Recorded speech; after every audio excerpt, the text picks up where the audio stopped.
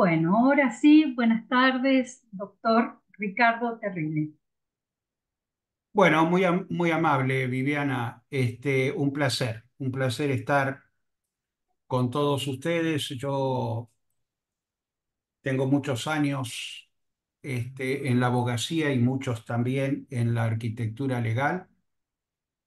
En 1993 impulsamos con un grupo de arquitectos una ley que es la 10.653, a partir de la cual el colegio se separó del Consejo de Ingenieros, empezamos a tener nuestra propia autonomía y por supuesto eso me obligó, en mi condición de asesor jurídico del colegio, a vincularme con muchos arquitectos y especializarme en esto que los abogados llamamos arquitectura legal. Escribí dos libros de arquitectura. Uno se llama Croquis Normativos, en la biblioteca de la facultad, en la biblioteca del colegio lo pueden obtener. El otro que sacamos, editamos, publicamos a fines del año pasado se llama Libro de Obra y son dos textos que específicamente menciono, no están dirigidos a abogados ni a jueces, ni hay citas legislativas ni jurisprudenciales, no, es un poco el mamá me mima, de la escuela primaria, donde hablo de aviso de obra, de proyecto, de la diferencia entre dirección de obra y responsabilidad técnica, los vicios ocultos, redivitorios, y entre los temas está precisamente nuestro tema, el tema que hoy específicamente hemos consensuado con Viviana, que hace referencia a la importancia que tiene la encomienda profesional en el ejercicio de la profesión de la arquitectura. Eh, a ver, los egresados de la Facultad de Arquitectura no salen, no egresan con conocimientos vinculados al orden jurídico, de tal manera que adoptan un perfil igual al que adoptaron durante muchos años sus abuelos, sus padres, sus amigos, es decir, una vieja tradición en la arquitectura que hace más que nada una especie de subestimación al orden jurídico y una sobreestimación a la informalidad. Y hoy la informalidad no es buena compañera en una etapa donde estamos con la inteligencia artificial, en una etapa donde tenemos drones que están circulando en el espacio aéreo y que van detectando obras irregulares en una cantidad impresionante de barrios cerrados, de barrios abiertos, y evidentemente delatan un sinnúmero de obras en negro que después hay que regularizar o asumir esas responsabilidades. Ese es un tema, pero también hay otros temas que tienen que ver con la actividad propia del arquitecta o del arquitecto cuando ejecuta una obra, donde normalmente no puede consensuar, y muchas veces es muy difícil de consensuar, quién se hace cargo de la mano de obra y termina siendo responsable el profesional de la arquitectura de todo lo concerniente a la mano de obra, de todo lo concerniente a los oficios, al carpintero, al yesero, al pintor, al plomero, al gasista, sin medir que cuando no hay encomienda profesional, cuando no existe un contrato con el comitente, el arquitecto, la arquitecta termina siendo el responsable absolutamente de todo. ¿De todo? Sí, de todo. ¿Qué quiere decir de todo? de los vicios ocultos, del vicio de suelo, de los vicios redivitorios, de la ruina parcial, de la ruina total, de la mano de obra, de los oficios, etcétera, etcétera, etcétera. Entonces, voy a tratar en una forma pedagógica, ordenada, que no nos lleve más de 50 minutos. Soy profesor en la facultad, enseño en la Facultad de Derecho Constitucional, y las clases no pueden ser más de 40, 50 minutos porque la concentración del estudiante no supera esa cantidad de tiempo. Habrá que hacer alguna pausa y volver. No es, en definitiva, un poco la tarea que tenemos acá en el ámbito específico, si se quiere, de la cuestión profesional, ¿eh? Entonces vamos a empezar específicamente, voy a apagar el celular y vamos a comenzar con lo básico, si se quiere. Primero que nada, ¿por qué nos colegiamos? ¿Por qué es necesario un colegio de arquitectos? ¿Es acaso un sindicato del colegio de arquitectos? No. ¿Y cuál es la actividad que desempeña, que hacemos en un colegio de arquitectos? ¿Cuáles son las funciones? ¿Por qué cuando se nos encomienda una tarea que es un proyecto, imaginemos que es un proyecto, tenemos que ir al colegio de arquitectos antes de ir al municipio? ¿Por qué? ¿Cuál es la razón? El colegio de arquitectos simplifica una tarea que la municipalidad debería hacer y que no hace.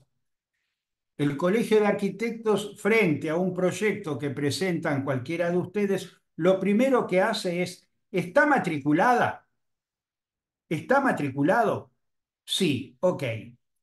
La tarea, la encomienda, lo que es el proyecto que presenta, ¿está dentro de su incumbencia profesional? También. Esa matriculada, que está matriculada y que encaró un proyecto, que presentó un proyecto que está dentro de su incumbencia profesional, ¿está habilitada para el presente año 2024? Sí, ok. Entonces, definiendo, individualizando la tarea profesional, esa tarea, en definitiva, pasa al municipio para que el municipio otorgue el permiso de edificación. Ahora bien, el municipio, que ya no tiene que investigar si sos matriculada o habilitada, matriculado y habilitado, que ya no tiene que saber si estás en consecuencia dentro de tu incumbencia profesional, tiene otra tarea. ¿Cuál es esa tarea? Saber si ese proyecto que uno está presentando encaja, se acopla, coincide, comparte, forma parte del reglamento de edificación. Si vos querés construir 25 losas en Fisherton, es la municipalidad la que te va a decir: usted tiene incumbencia, pero no lo puede hacer conforme al reglamento de edificación. Si querés construir una estación de servicio que expenda combustible sobre calle Córdoba, la municipalidad te va a decir: no, no tiene autorización. Es decir, lo que la municipalidad hace con el permiso de edificación es sencillamente decirnos: usted está habilitado, usted está matriculado, usted tiene incumbencia profesional y la tarea para la que ha sido encomendada está dentro del ámbito del reglamento de edificación. El reglamento de edificación, nosotros en la provincia de Santa Fe tenemos 352 comunas y municipios. Ahora, 20, exagero a lo mejor, 25 comunas y municipios han actualizado su reglamento de edificación con el nuevo Código Civil y Comercial vigente. Es decir, que tenemos una enorme, enormísima cantidad de municipios y comunas que, a pesar de que hay una ley federal que es obligatoria para todas las provincias, para todas las comunas, para todos los municipios, que es precisamente como le dije antes, el Código Civil y Comercial. No están actualizados esos códigos y en consecuencia muchas veces nos encontramos con una situación que es preocupante. ¿Por qué? Porque la municipalidad o la comuna no actualizó esa información. Le doy un solo ejemplo. No vamos a desarrollar este tema en particular. El nuevo Código Civil y Comercial es una ley federal. Esa ley federal, ¿qué significa? Lo enseño en una materia, como dije antes, que se llama Derecho Constitucional. Se llama supremacía constitucional. Es decir, la ley federal, que tiene que estar conforme con la Constitución Nacional, la ley federal es una ley que pisa a las constituciones de las provincias, pisa a las leyes provinciales, pisa a las ordenanzas municipales y a las ordenanzas comunales. Es una ley que debe cumplirse, que debe acatarse por todas las provincias porque precisamente es una ley federal. La ley de divorcio, la ley de aparcería, la ley de desalojo, son leyes federales que, insisto, tienen jerarquía sobre la legislación provincial.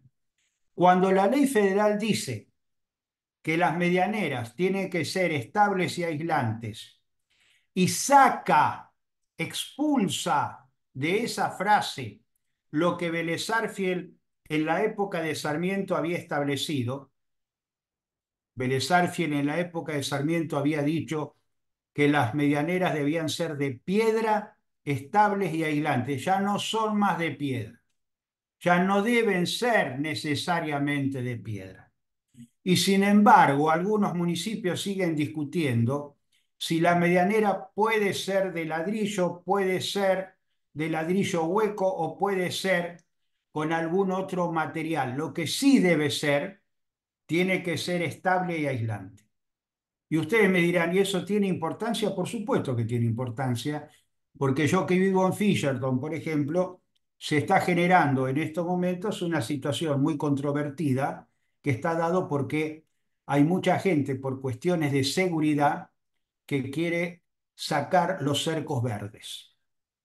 Y ahí aparece el conflicto entre los vecinos. No, pará, no me saques el cerco verde, me vas a poner una caja de cemento frente a la posibilidad de tener tuyas a las que podo periódicamente y da un aspecto mucho más natural, sí, pero en definitiva, por una cuestión de seguridad, dice el vecino lindero, porque en definitiva se pueden filtrar perros, pero también personas en cuatro patas. Yo priorizo la seguridad antes que el cerco verde y en estos momentos hay muchos conflictos planteados con esa situación. Situación que también se traslada al alambrado, porque el alambrado no es estable y no es aislante, o a los bloques de cemento, que tampoco son aislantes. Uno toca un bloque de cemento de 5 centímetros que funciona como medianera y en realidad se quema y es imposible sembrar o al menos poner una enredadera que oculta o de alguna manera simule ese cemento. Entonces, segunda cuestión que ustedes en esta introducción tienen que saber, el reglamento de edificación debe estarse a la ley federal porque la ley federal se está condicionada por la Constitución Nacional. No existe ninguna posibilidad que un reglamento de edificación sea lesivo del texto constitucional. Dicho estas cosas, entramos decididamente en un tema que yo señalo permanentemente en lo que hace a la propagación, si se quiere, de lo que es la arquitectura legal, la encomienda profesional. Arquitectos, arquitectas, es indispensable, vital, relevante, imprescindible hoy hacer una buena encomienda profesional entre el comitente y ustedes. No vale, no existe más, no debe existir el apretón de manos, ok, me gustó tu proyecto, ejecutalo, bueno, después vemos cómo lo documentamos. ¿Por qué? Bueno, justamente mi tarea hoy es decirle por qué. ¿Por qué hay que hacer una encomienda profesional? Entonces vamos a ir frente a esta imprescindible encomienda profesional que yo les menciono paulatinamente y sin perjuicio de las anotaciones que ustedes van a hacer, me van a determinar o me van a precisar básicamente por qué es imprescindible la encomienda. En primer lugar, individualiza las partes, identifica las partes. ¿Quién es tu comitente? La locadora, la inquilina. Bueno, si en un local comercial la inquilina quiere hacer una encomienda contigo, tiene que firmar la propietaria, porque evidentemente vos estás incursionando, a veces con un aviso de obra, a veces con un permiso de edificación, en una vivienda donde tiene que estar perfectamente identificada, individualizada, quién es la propietaria. Un contrato con inquilino tenés que invitar a la propietaria para que participe también y de alguna manera vos te obligás y ellos se obligan para con vos estando presente la propietaria. Ah, no puedo hacerlo únicamente con la inquilina, vas a tener problemas con la propietaria. Segunda cuestión que se puede presentar. Hice un contrato de obra con un fideicomiso. ¿Quién contrató el fideicomiso? ¿Quién firmó el nombre del fideicomiso? Bueno, yo creo que era uno de los inversores. No, no. Tiene que firmar el administrador fiduciario.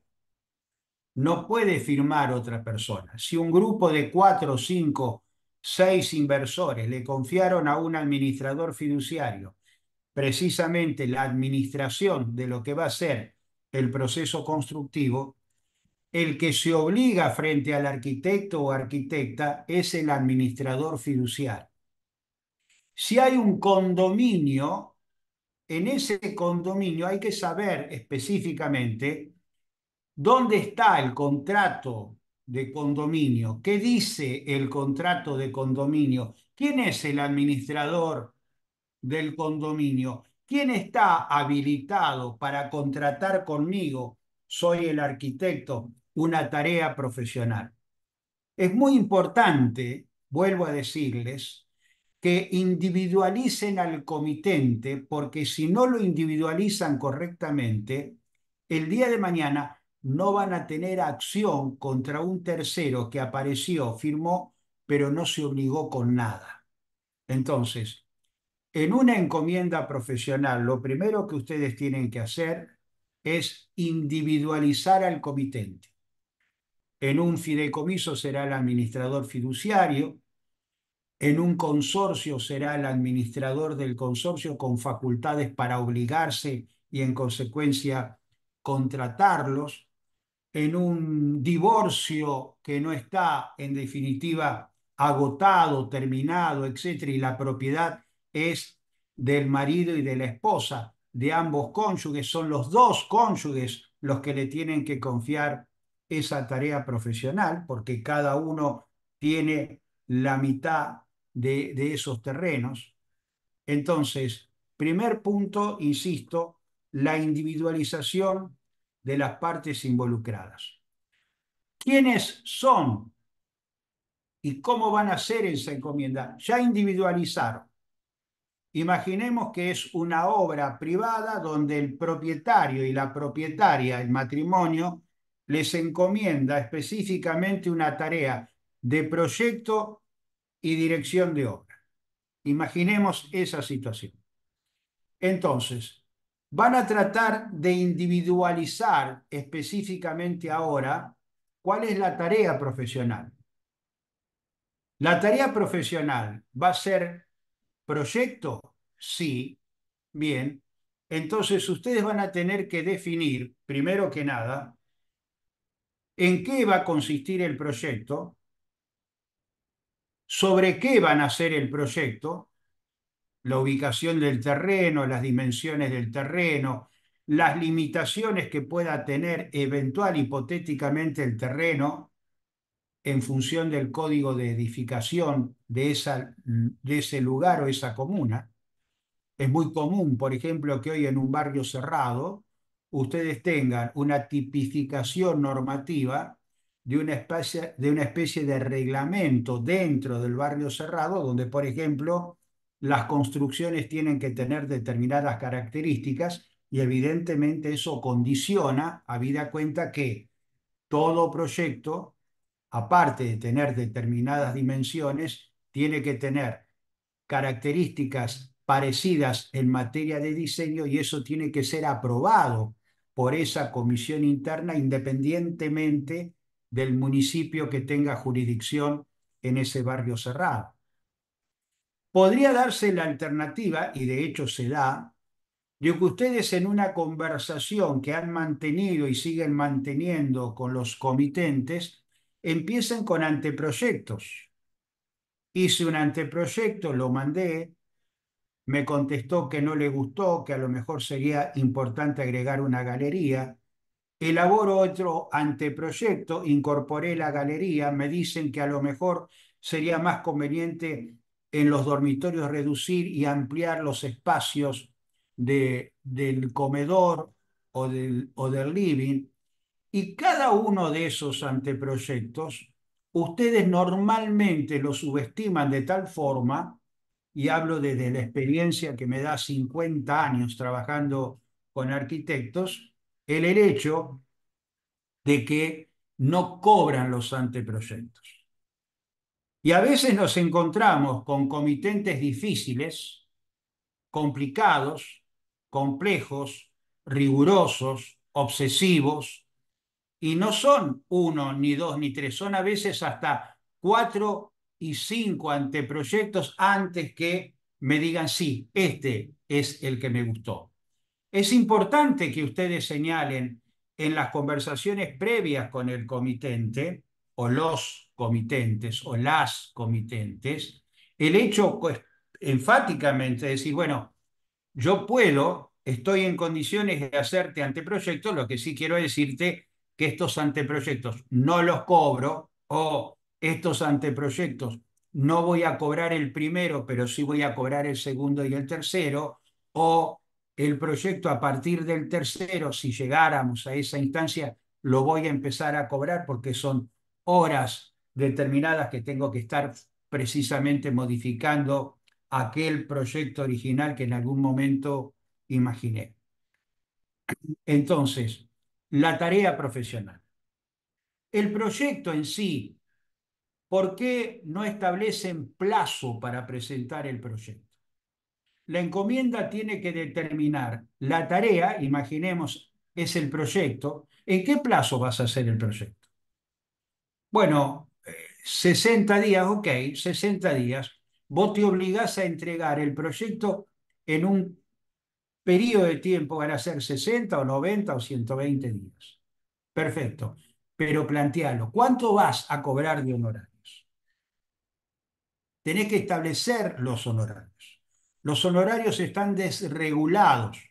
Es decir, que hoy por imperio de una ley, ustedes no son muy amigos de los números legales como nosotros, pero hay una ley que es la 11.089 que viene a modificar la vieja ley Araya, la 4114, que dice que hoy día vos, frente a tu comitente, podés establecer cuáles son tus honorarios. Mira, mis honorarios van a ser, imaginemos, 100 pesos. Ok, serán 100 pesos. Lo ponemos en el convenio. La modalidad de pago. ¿Cómo me vas a pagar los honorarios? ¿De qué manera vas a pagar? Honorarios de proyecto. ¿Cómo lo vas a pagar? Y el otro tema que a ustedes se les olvida es el tema de los aportes. Los aportes no integran los honorarios. Los aportes son obligaciones vuestras, vuestras. Ustedes cuando pagan el aporte pagan la obra social y pagan los aportes jubilatorios. No presuman que porque pusieron los honorarios el comitente se tiene que hacer cargo de los aportes. No, el comitente puede decir, y lo hace, les aseguro que lo hace, y dice, no, no, yo me comprometí a pagarte los honorarios, los aportes no, yo no dije nada sobre los aportes. Hay que poner, si ustedes en definitiva quieren que la carga de los aportes esté bajo la responsabilidad y carga del comitente, tienen que consignar una cláusula donde dicen, el comitente se obliga a abonar la suma de tantos pesos en concepto de honorarios, más los aportes al colegio y a las cajas según corresponde. Y de esa manera, ¿ustedes se liberan? No, porque las obligaciones para el colegio y para la caja siguen siendo de ustedes, pero las pueden requerir al comitente. Che, vos me dijiste que te hacías cargo de los aportes, pagá porque yo tengo que pagar al colegio, el colegio me está intimando, la caja me está intimando, hay que pagar, dame el dinero, porque si ustedes no lo ponen en la encomienda, vuelvo a decirles, es producto de un conflicto permanente que tengo, no tiene que hacerse el comitente cargo de esos aportes. Tercera cuestión, salen de la facultad, y esto lo he conversado con vuestros profesores, con un error mayúsculo, confunden dirección de obra con representación técnica. Piensan que dirección de obra y representación técnica es lo mismo, y no es lo mismo. ¿Qué tarea profesional te encomendaron? Me encomendaron dirección de obra y proyecto. Ajá. ¿Y quién va a hacer la representación técnica? ¿Cómo? Sí, ¿quién va a ser el que va a dirigir la obra? No, voy a ser yo. Entonces vos no sos director de obra. Vos sos representante técnico. Entonces quiero, más que nada, a ustedes que se han recibido de arquitectos, insistir con un tema que ya desde la facultad tienen esos errores que siguen repitiendo a lo largo de la actividad profesional. El director de obra es el proyectista, fundamentalmente, generalmente, que supervisa, que supervisa que la obra se haga conforme a ese proyecto. ¿Dónde existe el director de obra? En Puerto Norte, en Rosario, había director de obra. El autor del proyecto, imaginemos, es un arquitecto de Brasil que manda el proyecto para que lo ejecute una empresa como Caputo. Y Caputo nombra a un director de obra para que supervise la urbanización del proyecto, interprete el proyecto elaborado por este arquitecto brasilero, pero en realidad el que se involucra en la obra, el que dirige el oficio, el que decodifica el proyecto, es el representante técnico. Entonces, director de obra no es representante, representante técnico no es director de obra. A ver, el director de obra, en definitiva, es, reitero, una persona que fiscaliza, pero que no asume ninguna responsabilidad frente a la mano de obra, frente al vicio oculto, frente al vicio de suelo. Es sencillamente aquel, generalmente, que hizo el proyecto y que pretende que su proyecto se ejecute tal cual. En estas charlas que con Viviana estamos reiterando todos los años, decimos un ejemplo que ya se repite y se reitera todos los años y que a lo mejor me han escuchado o lo han escuchado. En un momento determinado, el presidente de la Bolsa de Comercio de Rosario, ya fallecido, un gran amigo, Pepe Zambruni, me invita a una reunión que iba a tener con Mario Roberto Álvarez en Buenos Aires. Llegamos al estudio de Mario Roberto, un estudio espectacular, una mesa impresionantemente grande, Él trabajaba con camisa y corbata, su saco colgado en un perchero, trabajaba en tableros en ese momento, no con AutoCAD, y él insistía cuando hablaba con el presidente de la bolsa que le interesaba el proyecto para que ustedes de alguna manera lo ubican, es la oficina de la bolsa en calle Paraguay frente a la Plaza Pringles. Estoy hablando de hace 30, 40 años atrás. Pero Mario Roberto enfatizaba, permanentemente enfatizaba, con una cuestión que era, ok, ok, pero la encomienda conmigo tiene que ser para proyecto y dirección de obra. Entonces en un momento lo interrumpo y le pregunto, perdón, arquitecto, ¿por qué enfatiza lo del director de obra? Ah, porque yo quiero, o mejor dicho, yo soy muy celoso de mi propiedad intelectual. Yo no quiero que venga ningún arquitecto de alguna empresa constructora que la bolsa contrate para ejecutar mi proyecto y que termine poniendo un tanque de plástico arriba en el edificio. No, no, no quiero esas cosas. Yo soy celoso de mi propiedad intelectual. Y esa es la función del director de obra, el supervisar su propio proyecto para que no se lo modifique. Ahora, ustedes me podrán decir, perdón, perdón, doctor, pero yo firmé de puño y letra, yo firmé como directora de obra y ejecuté y la municipalidad me habilitó y estuve en la obra y decodifiqué el proyecto y dirigí y siempre lo hice como directora de obra. No soy directora de obra, no. Para la ley vos sos representante técnica, no sos directora de obra. Aunque vos firmés de puño y letra directora de obra y en el expediente aparezcas como directora de obra, la pregunta que te va a hacer cualquier abogado, y que es la que yo siempre hago, es, ¿y quién es representante técnico? No, nadie. No, no puede haber una obra sin representante técnico. Y acá viene otro de los garrafales errores que presentan los arquitectos. Dicen, no, pero yo lo puse como constructor al propietario y entonces como es constructor también es responsable técnico. ¿Cómo? ¿El propietario es arquitecto? No, no, no, es comerciante. No tiene incumbencia profesional.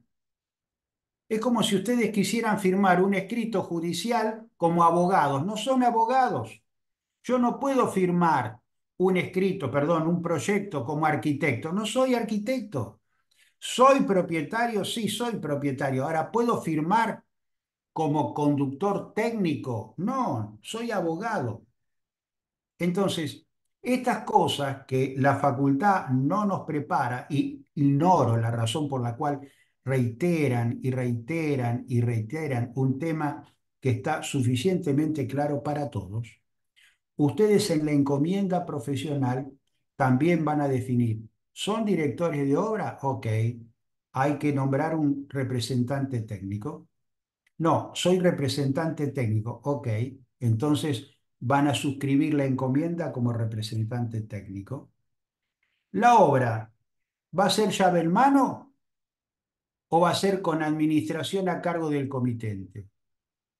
¿Y cuál es la diferencia? Muchísima.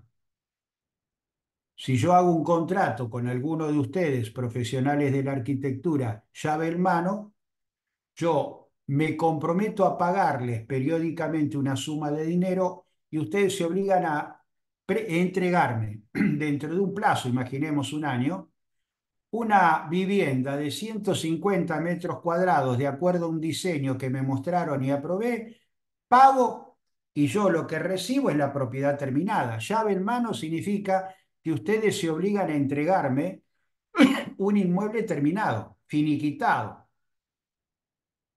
En cambio, las tareas de administración, cuando decimos administración a cargo del comitente, es cuando yo encaro una obra como arquitecto y el propietario compra los materiales. Y uno puede decir, ¿y por qué cobran honorario los arquitectos cuando en realidad compran los materiales los propietarios, los comitentes? Porque hay una tarea de mandato. Yo, arquitecto, ustedes, arquitectos, cuando hacen una tarea de mandato es acompañan al comitente, sugieren al comitente, asesoran al comitente acerca del material, de la grifería, de los ladrillos vistos. En definitiva, es una tarea de la arquitectura, no, es una tarea de mandato. Y cobran honorarios por esa tarea de asesorarlos. Por eso, en la encomienda profesional, si va a ser un contrato llave en mano, se llama contrato de obra. Yo te entrego una propiedad terminada.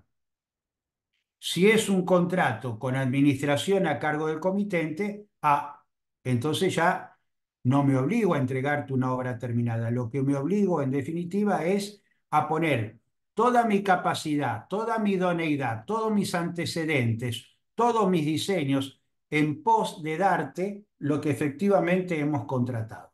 Pero no es, en definitiva, un resultado, es un servicio. El resultado es la propiedad, la llave en mano. El servicio es cuando se hace a través de una administración. El Código Civil, que es esa ley federal que yo les señalé antes, habla, y es muy interesante, del significado de las palabras. ¿Y qué significa precisamente el significado de las palabras? Miren, es muy interesante que en una encomienda profesional pongan una cláusula, a veces es un anexo de 2 o 3 páginas, en donde ustedes van a individualizar.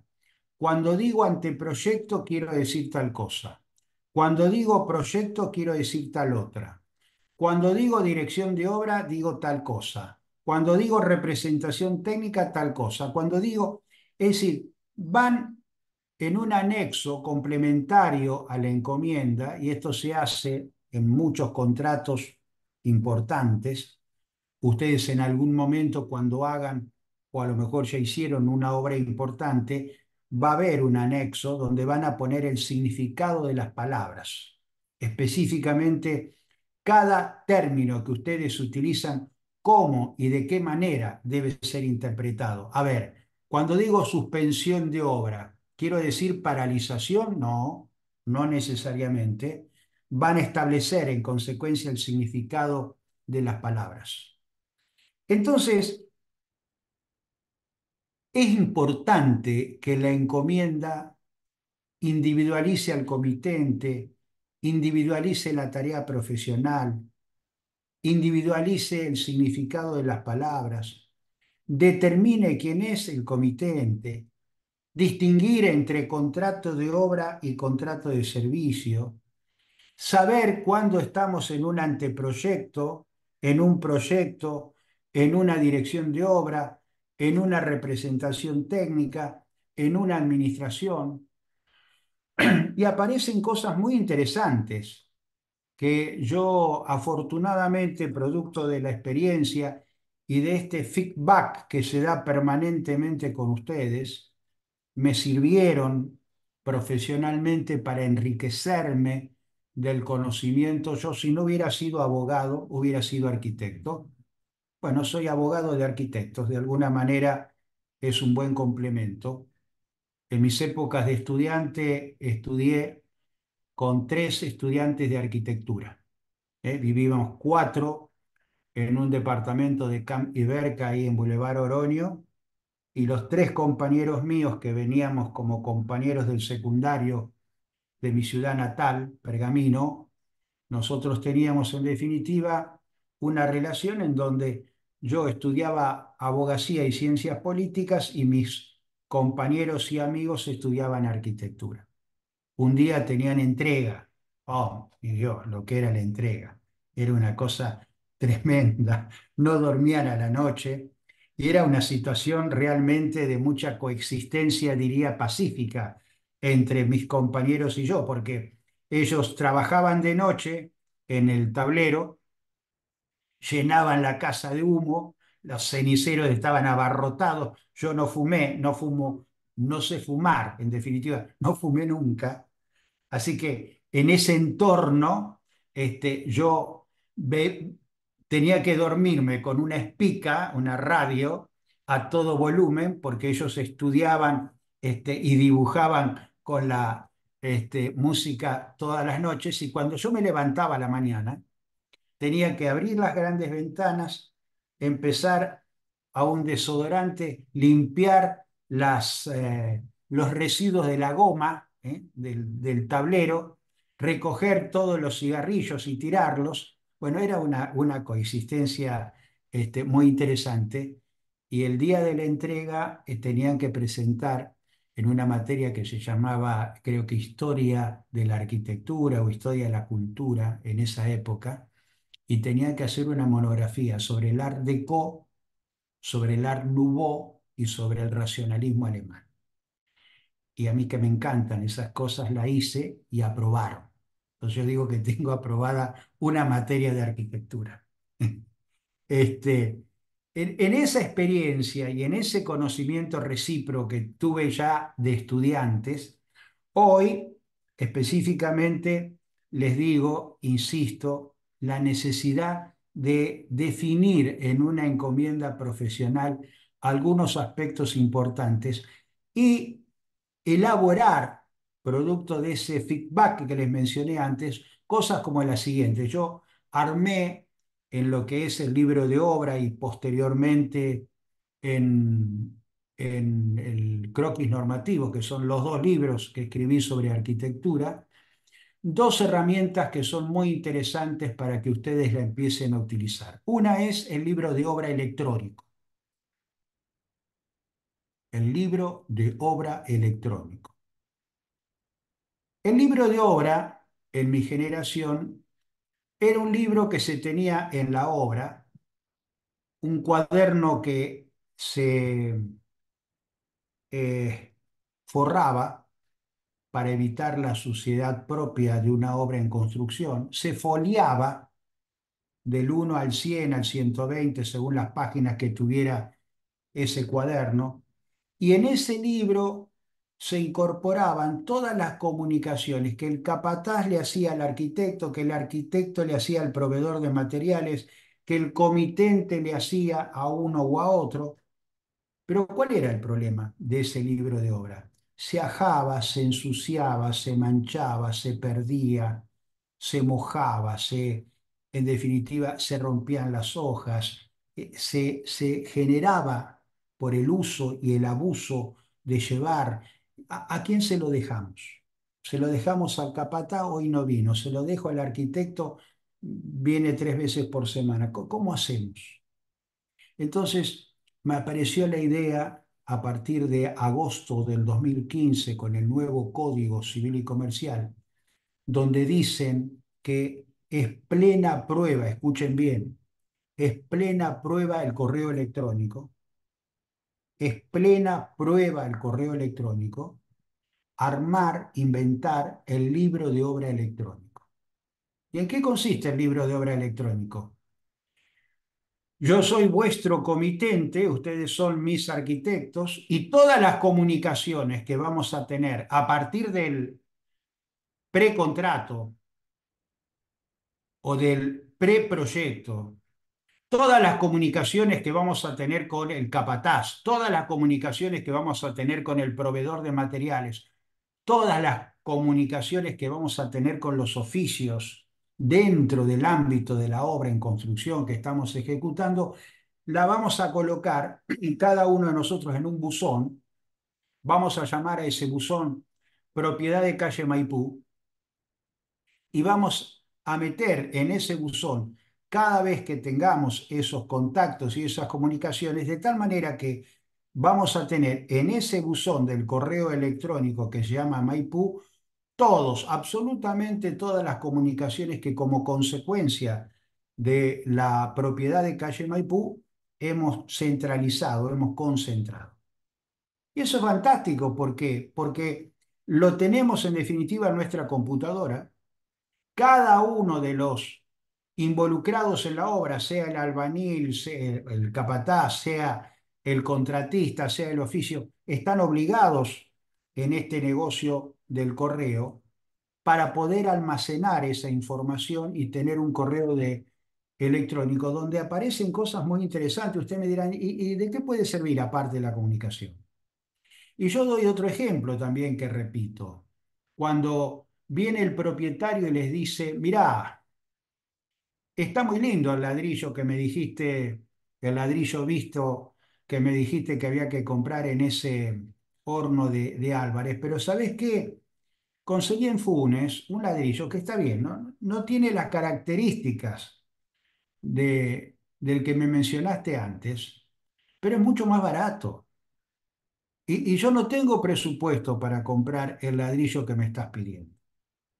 Y ustedes le dicen, pero ¿sabés qué ocurre? De que todo el entorno que estoy tratando de alguna manera de enfatizar hace a la madera y al ladrillo visto, y yo no me interesa que tengas un ladrillo visto pintado, sino un ladrillo visto donde yo te pediría hacer una inversión y de alguna manera planteátelo porque este ladrillo, el de Álvarez, es un flor de ladrillo visto que ya de por sí viste el entorno del diseño que estoy elaborando, pero es que no tengo recursos, te dice el comitente. Y aparece un ladrillo mucho más barato que tiene una inmensa cantidad de sal, donde evidentemente es tanta la sal que tiene ese ladrillo que no hay más remedio que cuando se termina el proyecto de volver a pintarlo.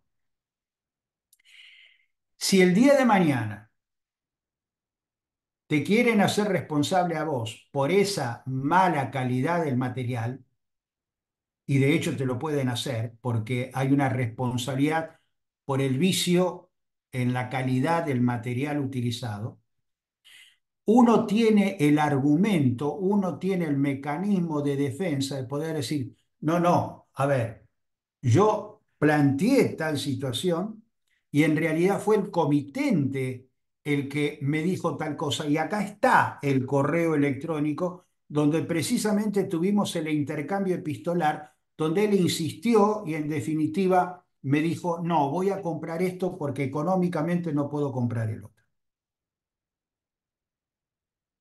No es el WhatsApp prueba plena.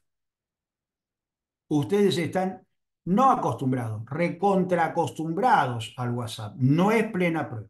Yo me comuniqué con el comitente por WhatsApp, acá lo tengo en el celular. No es plena prueba, se puede hackear. Hoy, por lo menos, hoy, 2024, mes de mayo, hoy el WhatsApp no es plena prueba, pero el correo electrónico sí.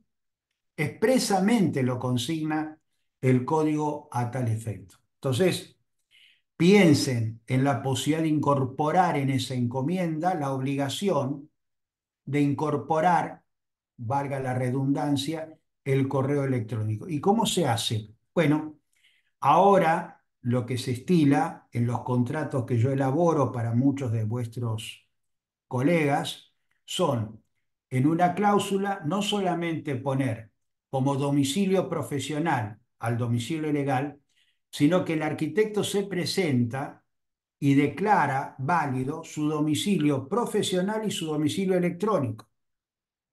Y el comitente también denuncia su domicilio personal o real y su domicilio electrónico.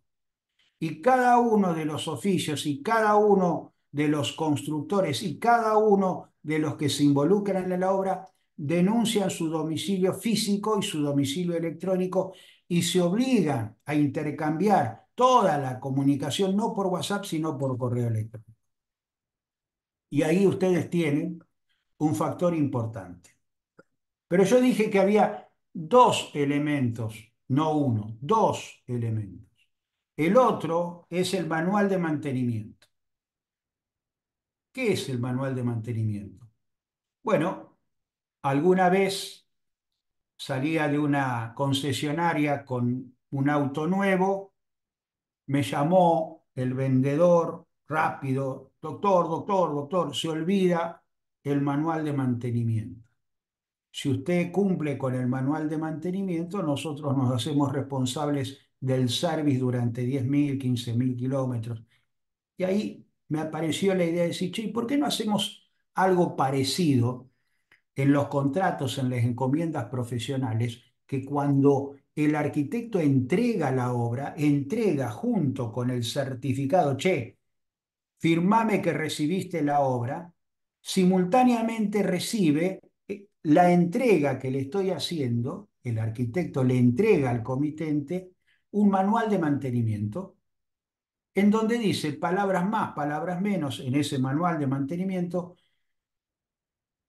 qué mercadería o qué material incorporó en la obra, cuáles son las características del proyecto, cuáles son los materiales que utilizó, cuáles son los elementos que incorporó en la cocina, en el dispensario, etcétera, etcétera, y la obligación de parte del propietario de todos los años y durante 5 años, una vez al año,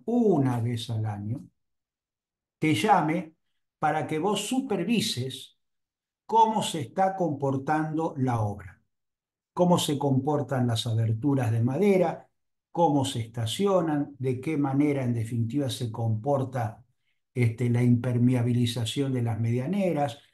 Es decir, no te divorciás, insisto, no te divorciás de tu proyecto, de la obra que vos ejecutaste, sino que estás vinculada por 5 años. ¿Por qué digo 5 años? Porque es justamente la responsabilidad del arquitecto a partir del nuevo Código Civil por vicios redivitorios. Entonces vos prevenís, vos pensás que una impermeabilización, entregás una casa, un proyecto con una medianera impermeabilizada, esa impermeabilización dura 2 años y medio según peritaje. Y a partir del 3 años, 3 años y medio, la impermeabilización cede. Y si tenés sudestada y estás cerca del río, no te digo cómo va a empezar a complicarse el problema de la filtración de humedad. Pero también la obra se estaciona. Y vos no hiciste estudio de suelo, porque de alguna manera imaginaste que estaba bien compactado. Y al año, cuando te llamó el comitente, descubriste algunas fisuras. Bueno, te apuraste a corregirlas y de alguna manera subsanarlas y no esperaste la ruina parcial que te podría costar un montón de dinero porque vos sos responsable por ruina parcial o total 10 años. Y por vicios ocultos, no, por vicios ocultos soy responsable 3 años. Yo no voy a extenderme, sin prejuicio que me encanta este tema, porque el doctor Garrote, que es profesor de Derecho Civil y es un especialista en este tema, les va a hablar el próximo lunes. Creo que es así, Viviana. El próximo lunes va a hablar específicamente No, sobre este. doctor, mañana, Mañana, mañana. mañana Perfecto. mismo. Bueno, van a tener fresquito estos conceptos para poder hablarlo con él. Entonces, el libro de obra electrónica me parece que es interesante. ¿Eh? El cartel de obra. El cartel de obra es muy importante porque define y documenta la carátula del expediente. Tengan cuidado con el cartel de obra, porque un cartel de obra mentiroso de alguna manera genera una distorsión en la información. El cartel de obra debe ser riguroso en la transcripción de lo que es, en definitiva, el expediente o la carátula que ustedes tienen en la municipalidad o en la comuna. Si somos directores de obra, consignemos. Si somos representantes técnicos también. ¿Quién hizo el cálculo? ¿Quién hizo el cálculo de estructura? Bueno, lo hizo un amigo que es ingeniero, pero lo firmo yo. Mal, mal. Si lo hizo un ingeniero y vos no lo hiciste, ¿por qué te haces responsable por un cálculo? Le estás sumando 5 años más a tu responsabilidad. ¿Por qué? Que tu amigo, al que vos de alguna manera derivaste y se ganó, en definitiva, la changa del cálculo, lo pase por el Colegio de Ingenieros Civiles, cobre sus honorarios y vos quedás liberado, liberada de 5 años más de responsabilidad, porque una cosa es, vos sos responsable por los vicios redivitorios, es decir, los vicios burdos. Imaginemos que subís a la azotea y las baldosas están hinchadas como globos por haber hecho malas juntas. No es lo mismo por eso que tenés 5 años y si sos atento y de alguna manera seguís mi sugerencia y vas todos los años a ver la obra, podés prevenir esa situación. Un cálculo firmado por vos te hace responsable de la estructura y en consecuencia de la ruina parcial y la ruina total. Otro aspecto de la encomienda, ¿por qué es importante poner la encomienda? ¿Quién hace la mano de obra? ¿Quién ejecuta la mano de obra? Ah, el Negro Ojeda y el Corto Rodríguez. Ajá. ¿Y quiénes son? No, son amigos.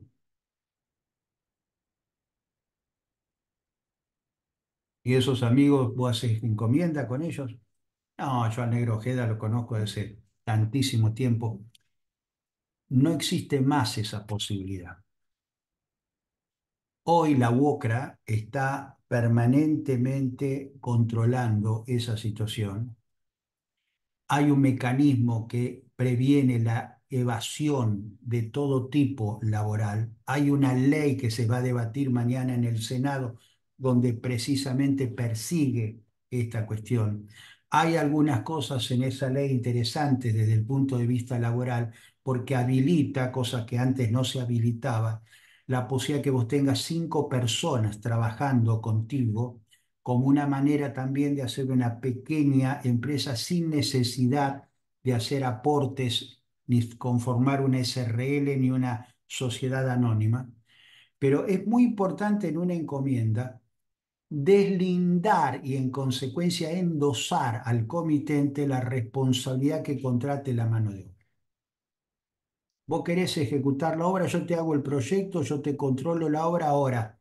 La ejecución de la obra no, la vas a tener que hacer vos con el Negro Rodríguez, con el Corto Gonzalo y lo vas a contratar vos. Yo no lo voy a contratar. Y el carpintero no, yo no lo voy a contratar. Y el plomero no, yo tampoco lo voy a contratar. Eso, todo eso lo tenés que contratar vos. Yo lo que voy a hacer es el proyecto y voy a supervisar el proyecto y voy a decodificar el proyecto. ¿Por qué?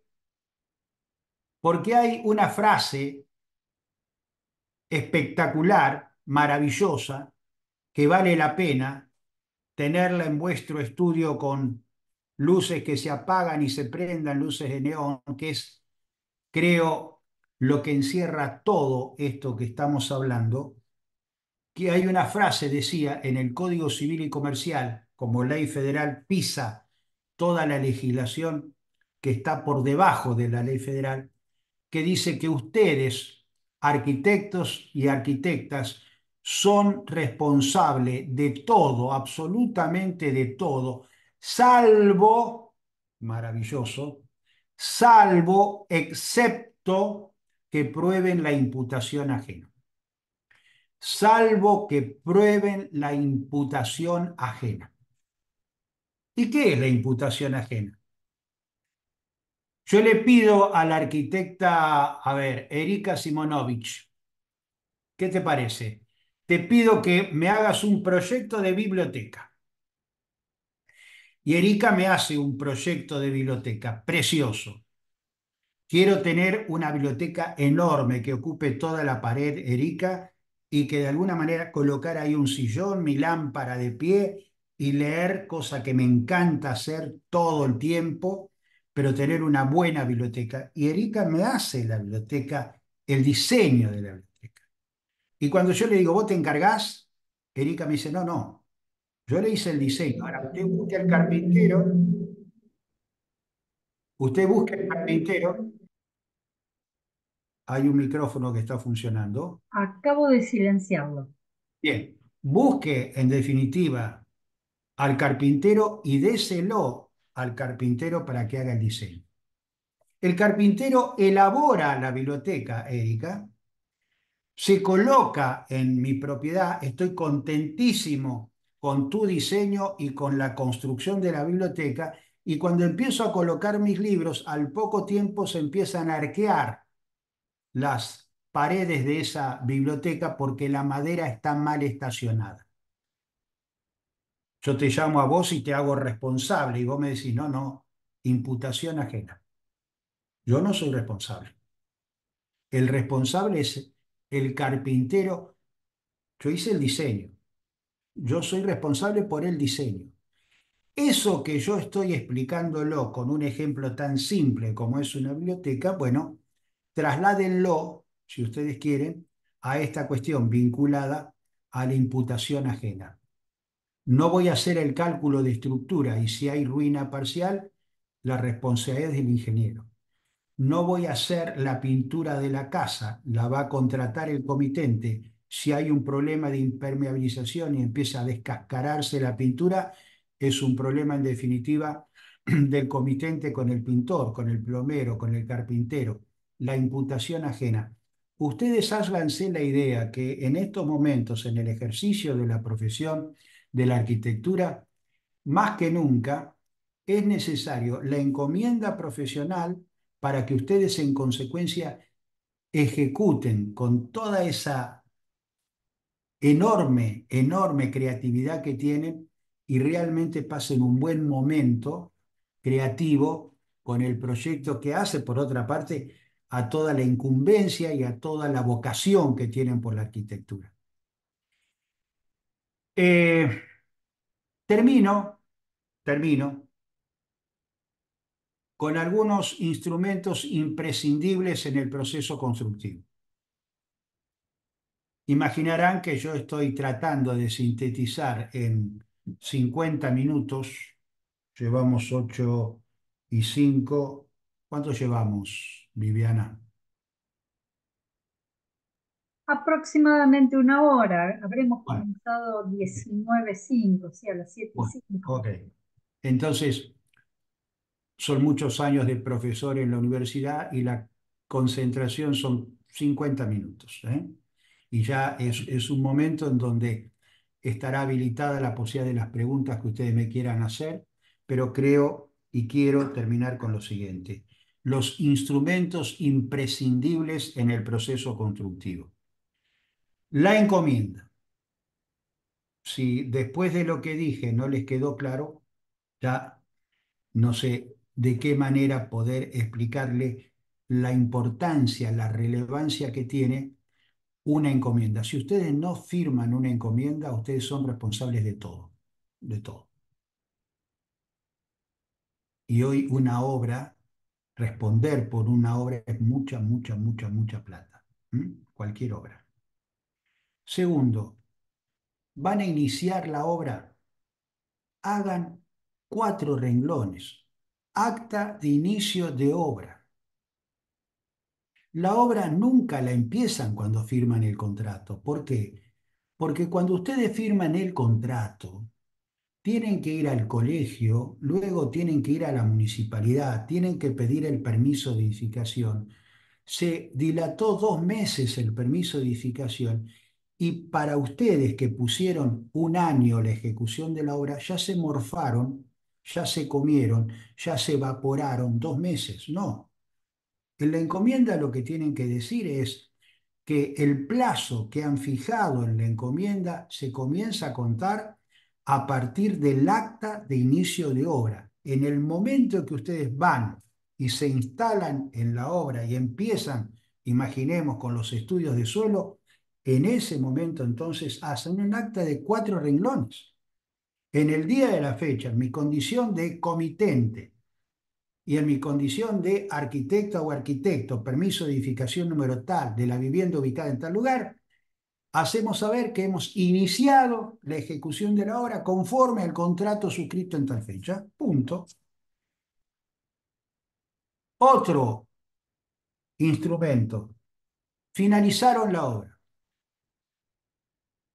Empieza la responsabilidad profesional a partir del momento en que ustedes finalizan la obra. Ahora, ¿firman el acta de finalización de obra? No. ¿Por qué? Bueno, lo que pasa es que dijimos con el comitente que cuando pidamos el certificado de final de obra. Pero el certificado de final de obra, yo soy ahora el propietario comitente, le digo a alguna de ustedes o a alguno de ustedes, che, aguantame un poco con los aportes. Me estás pidiendo que te pague la totalidad de los aportes porque con aportes definitivos no dan el final de obra. Es una sangría la que tuve con la obra. Se me fue absolutamente fuera de toda racionalidad el presupuesto que alguna vez hemos conversado. Mirá la Argentina con la que estamos viviendo, con esta hiperinflación. Lo que alguna vez hace un año atrás dijimos que iba a salir esto, salió 3 veces más. Entonces, espérame. Y ese espérame se dilató un año. Y si la responsabilidad para ustedes del vicio oculto es de 3 años, en definitiva ahora ya son 4. Entonces, ¿qué tienen que hacer?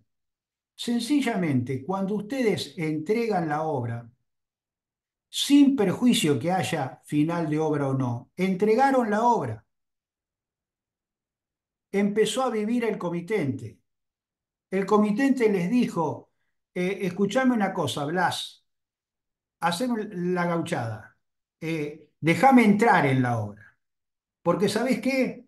Se me terminó el contrato de locación y tengo que poner un montón de plata en la inmobiliaria y otro montón de plata en sellado y otro montón de plata en alquileres.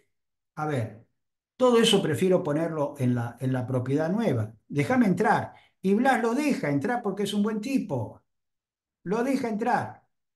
Y empieza a entrar en la propiedad. Hace un acta de recepción de obra, sencillamente. 4 renglones de la misma manera que hablamos antes, recepcionando la obra. Tercera instrumento. Acta de paralización de obra o de suspensión de obra. Yo soy el propietario que le dice, imaginemos a Leo Aride, Leo, me sacaste lo que no tenía, no tengo un mango partido por la mitad, para un poco, mirá lo que me está planteando mi ley, hagamos una cosa, déjame respirar un poco, estoy pensando en la posibilidad después de julio, después de las vacaciones de julio, que voy a recibir algunos pesos, seguimos con la obra, y Leo me dice, bueno, ok, está bien. La cerramos y vos tenés la posibilidad de colocar tu gente. Sí, no, no, no te hagas problema por eso.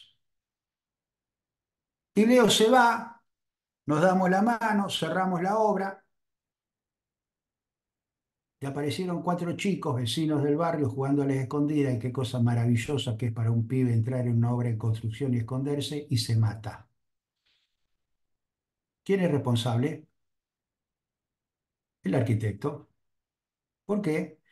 Porque no firmó la paralización de obra y en consecuencia él siguió siendo el depositario de la obra. Cuando se paraliza una obra, cuando se suspende una obra, lo que hay que cambiar es la condición de depositario. Ustedes dejan de ser responsables de todo lo que está en la obra y se lo delegan al comitente. Ok, hagámoslo, Ricardo, no hay ningún problema. Cerramos la obra. Eso sí, fijemos un plazo, 3 meses, ok, pero hacen un acta.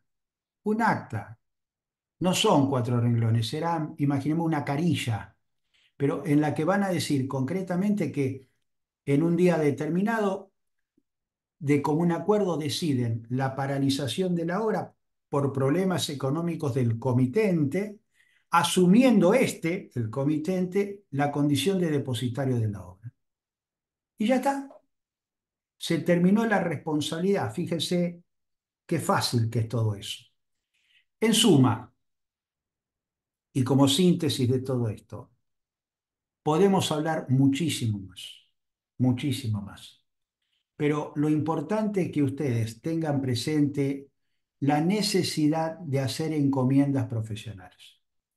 ¿Hay modelos? No, no hay modelos.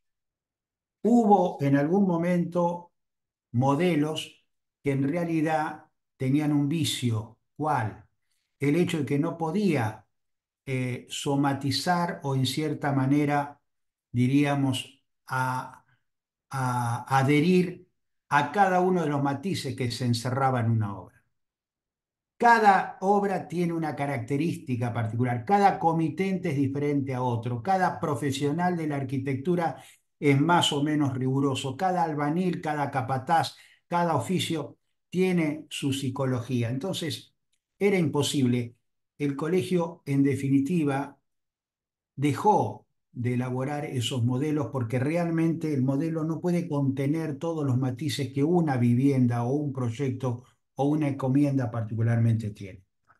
Inviertan. Cuando yo tengo que construir, busco un arquitecto. Ustedes tienen que buscar un abogado.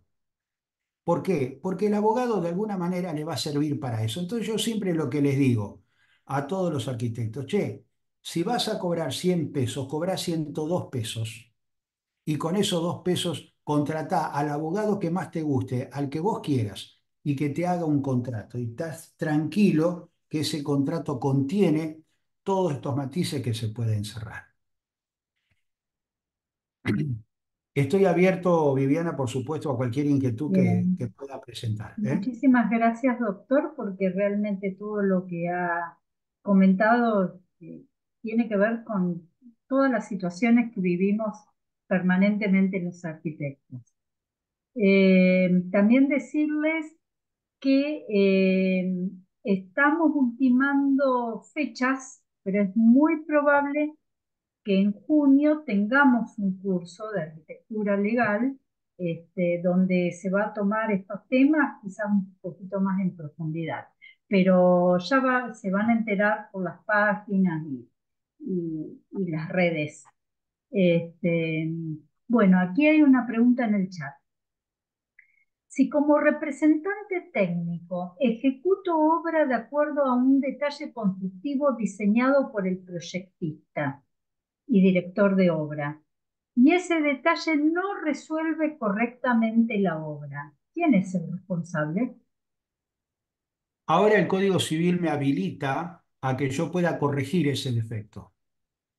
Antes no podía tocar un proyecto, pero si yo en la ejecución de la obra, yo soy el arquitecto, estoy supervisando, estoy decodificando el proyecto, observo un vicio, puedo corregirlo. Abrí la puerta del baño y golpea contra el inodoro o contra el lavatorio. Es un vicio del proyecto. ¿Lo puedo subsanar yo? Sí, sí.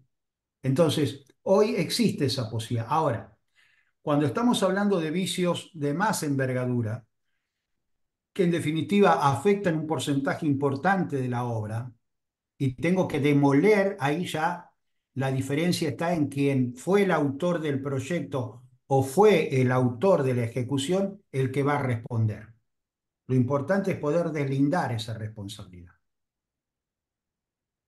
Otra pregunta de Agustina. Si firmamos de común acuerdo el acta de rescisión con el propietario, ¿quién avala eso? ¿Ante quién se presenta? No, el acta de rescisión con el propietario, primero que nada, yo sugiero siempre que lo firmen ante un escribano. Se puede firmar también ante un juez de paz en una comuna. Se puede certificar la firma también en tribunales. Ahora bien, la pregunta dice, ¿quién avala esto? ¿Ante quién se presenta? El que avala probablemente sea un escribano, ¿eh? Certifica el escribano. ¿Y ante quién se presenta? Bueno, si ustedes tienen un avance de obra, imaginemos, esta es una situación muy interesante la pregunta porque abre un juego. Imaginemos que yo soy el comitente y hay una arquitecta que me plantea o yo le planteo la posibilidad de que se vaya de la obra. Lo primero que ustedes tienen que hacer cuando hay una rescisión es entrar con un escribano o con una escribana en la obra y hacer una constatación notarial fotográfica. Constatación notarial fotográfica. ¿Para qué? Para que certifique el avance de obra. Ah, bueno, entonces voy con el celular y saco fotos. No, no, no, no, no. Esas fotos que ustedes sacan en el celular, si no están certificadas por escribano, no tienen valor. no tienen ningún valor. Tienen que ir, reitero, con un escribano, una escribana, sacan la foto y certifican. Y eso les va a dar a ustedes un documento importantísimo. ¿Por qué? Porque van a decir, miren, cuando yo me fui de la obra, hice una constatación ante el escribano Mengano, en la cual yo tenía un 30% de avance de obra.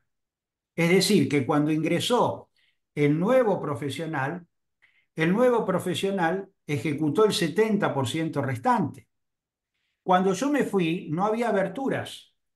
Entonces, no me hagan responsable a mí ahora, 3 años vista después, de las aberturas que están mal estacionadas en la madera. ¿Por qué? Porque tengo documentada que yo, cuando me fui, las aberturas no estaban colocadas.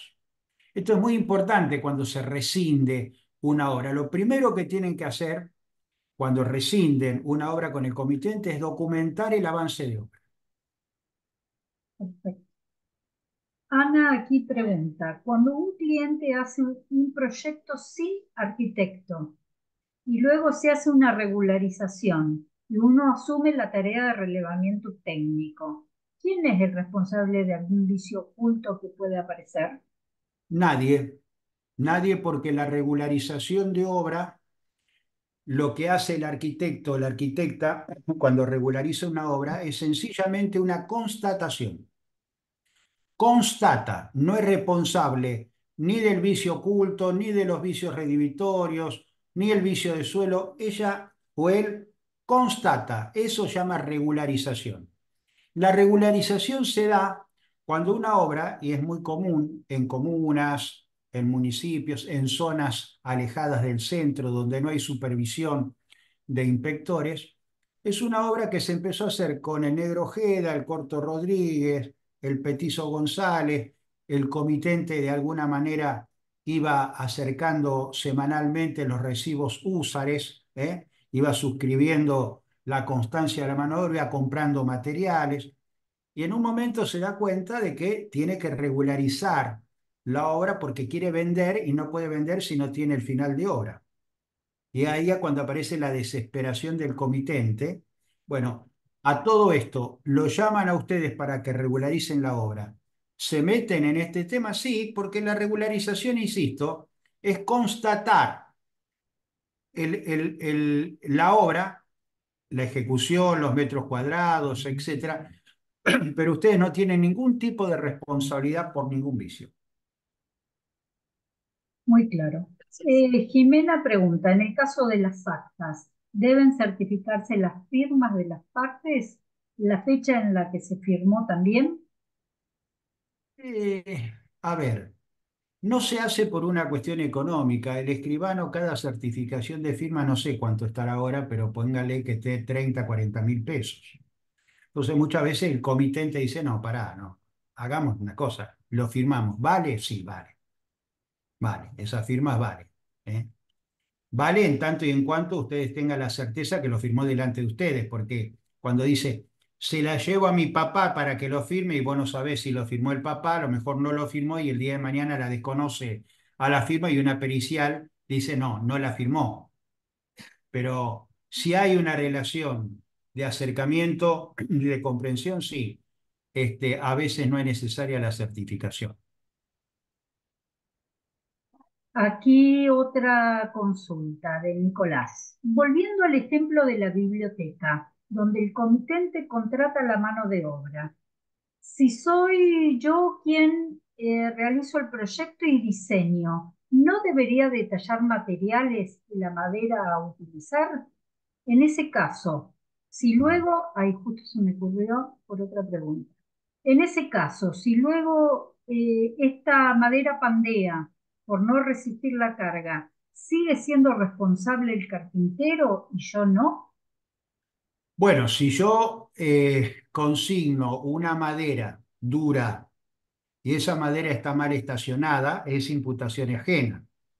Ahora, si yo, para abaratar costos y quedar bien con el comitente, pongo una madera que no es tan dura y que no es apropiada para biblioteca, entonces sí, soy responsable. ¿Se entendió?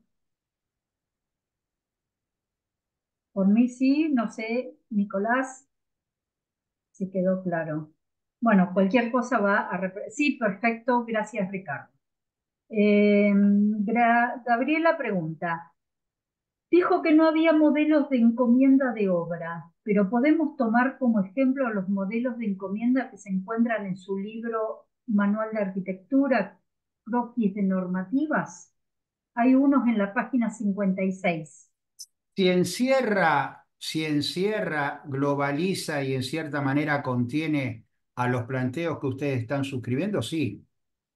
Ahora, vuelvo a repetir, no lo tomen como Biblia, como palabra revelada, porque a veces se presentan matices donde evidentemente no son los mismos. Yo me encuentro muchas veces con situaciones como esta. Eh, el estudio de suelo lo hizo una ingeniera. El proyecto lo hizo un arquitecto que no es de Rosario, no está matriculado en Rosario, sino que está en España. Manda el proyecto electrónicamente a la Argentina y específicamente la obra de construcción está en Rosario. Y el arquitecto se presenta ante el colegio diciendo que va a ser la dirección de obra o no, vengamos, la representación técnica de ese proyecto. El colegio equivocadamente le dice, no, no, tenés que presentar el proyecto, pero si el proyecto no lo hice yo. Estas son situaciones novedosas, absolutamente novedosas, que empiezan a generarse hoy día con las redes sociales. En este momento el desafío que tenemos en los colegios profesionales es qué pasa con esos proyectos que se elaboran en el exterior. Yo tengo un caso. Un arquitecto portugués elaboró para un hotel internacional un proyecto en Mendoza. El arquitecto mendocino va, presenta el proyecto y dice que él va a hacer la representación técnica. El colegio le dice no. ¿Y quién va a hacer el proyecto? El proyecto lo va a hacer el portugués. No, el portugués se tiene que matricular acá, ¿no? El portugués no se va a matricular acá. Está trabajando en Portugal, en su estudio. Bueno, este es un desafío nuevo que estamos trabajando en FADEA para ver cómo lo resolvemos. Bien, está muy claro. ¿Alguna otra consulta? Por el momento no hay más consultas en el chat. Bueno, Buenas noches. opa, Tengo una consulta, perdón. Adelante, sí, Renzo, sí. Buenas noches, Ricardo. Buenas noches, Diana. Justamente hoy tuve una situación. Yo tengo un amigo personal que es ingeniero civil y él es responsable técnico para una empresa constructora, ¿no es cierto? Y él tiene que hacer un viaje de un mes o 2 meses eh, afuera del país y él me preguntó si yo me podría hacer cargo de eso. Yo la verdad que no sé cómo abordar la situación, si tengo que firmar algo o tengo que hacer algo para asumir mi responsabilidad, digamos, durante ese periodo. avanzó la obra. Sí, ¿Qué eh, porcentaje de avance de obra tiene? y va un 40% aproximadamente. Bueno, lo primero que tenés que hacer es una constatación del avance de obra fotográfica Ajá, que vas a presentar en la municipalidad y en el colegio y vas a manifestar en el colegio y en la municipalidad que vos vas a ejecutar el 60% restante y vas a documentar que el 40% lo hizo tu amigo, para no perfecto. tener la responsabilidad por el 40% que ya está ejecutado. O hasta el porcentaje que se llegue hasta la fecha que yo esté a cargo. Exacto, exacto, así es. Perfecto. Y eso lo hago con el escribano, tal cual como dijiste anteriormente. Exacto, con las fotografías notariales y después con la presentación de un escrito dentro del colegio y dentro del municipio. Ok, perfecto. Muy Muchas bien, gracias. de nada. Muy bien. Sepan todos que el doctor Terrible, o bueno, todos, para quienes están en el Distrito 2, pueden hacer consultas porque hacen un asesoramiento legal. Sacando turno previamente, doctor, los días jueves. Sí, los jueves a la mañana, sacando turnos previamente y en forma gratuita, pero también anoten rterrile